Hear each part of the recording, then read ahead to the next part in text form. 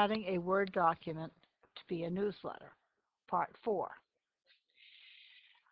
In the previous tutorial, we saw how we could easily take content from another Word document, even one that was not formatted, into columns, and paste it into our document that was formatted for columns.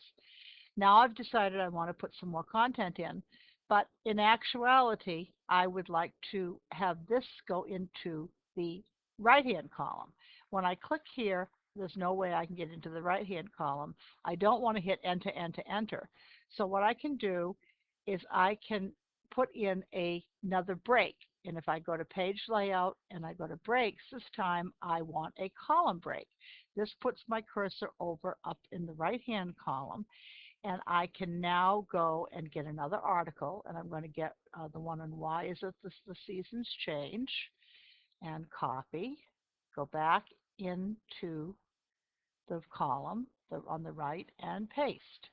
Now again, I'm going to want to get my title and go to the Home tab, center it, make it a little bit larger, possibly bold it. I'm going to add my first line indent. Notice now I'm working on the ruler in the right-hand column. Bring it over the 2 dots to the 1/4 of an inch. And now I would like to put a picture in.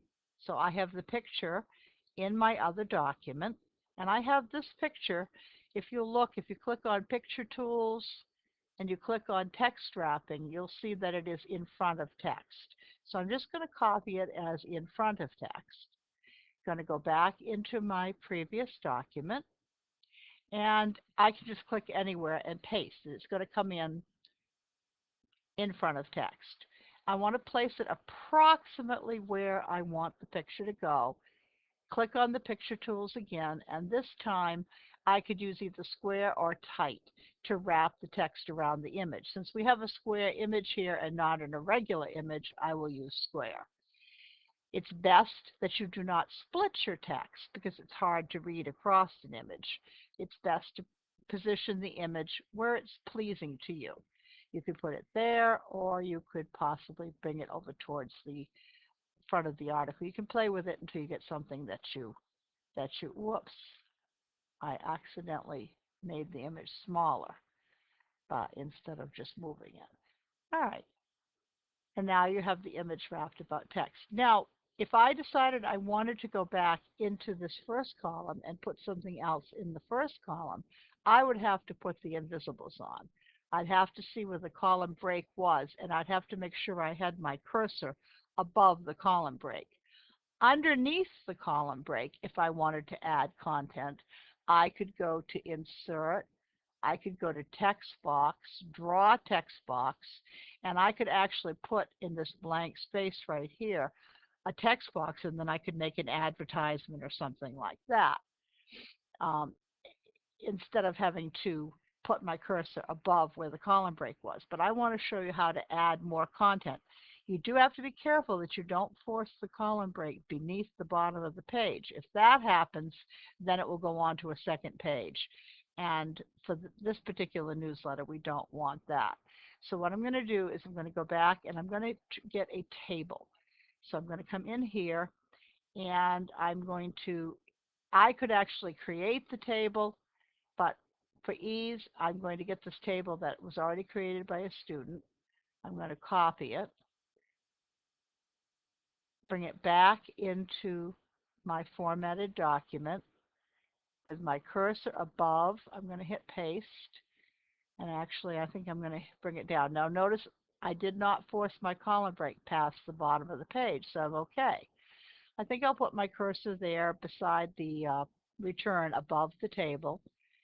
And I'm going to go to Center Alignment, and I'm going to make a title. And I'm going to say Roman Adaptations, D-A-P-T-A-T-I-O-N-S, of G-R-E-E-K-G-O-D-S,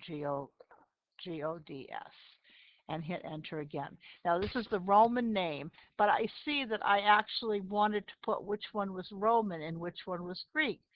So I could come into my table and I could go with the white arrow beside the very first row and highlight it, and then right click and say Insert a row above. And now here I could say that this was the Greek name, and hit tab, and this is the Roman name. And that's how I could add a column. You could do the same thing if you had forgotten a god. You could click here, you could right click, and you could say I want to insert a row below if you needed it. I'll undo that because we don't need it. Now, maybe I want this Roman adaptations of Greek gods as a title in the table itself. I could simply select it and cut this. Use my white arrow to select the first row of my table. Right click, insert a row above, and I want to put my title in here, but I want this to go across the whole thing. So again, this is another really easy thing that you can do is you say merge cells. Notice I just have that first row selected.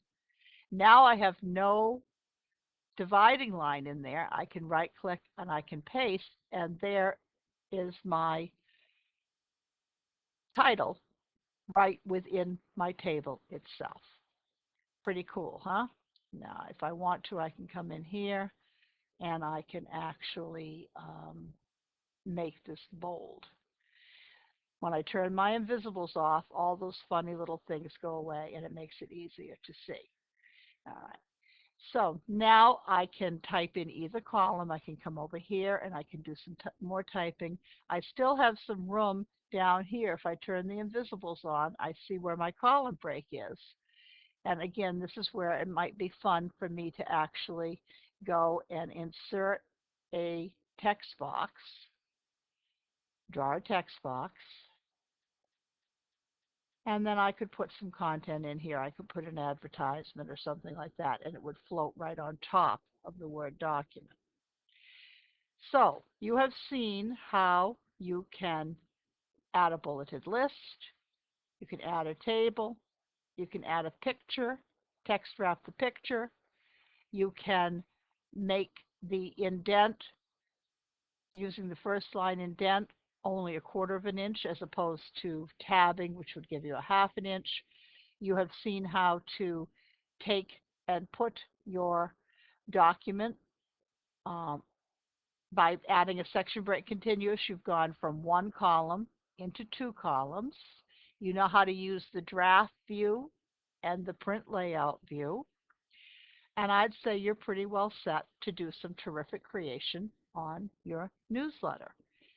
So I'm going to show you once again. Here is a one finished student newsletter.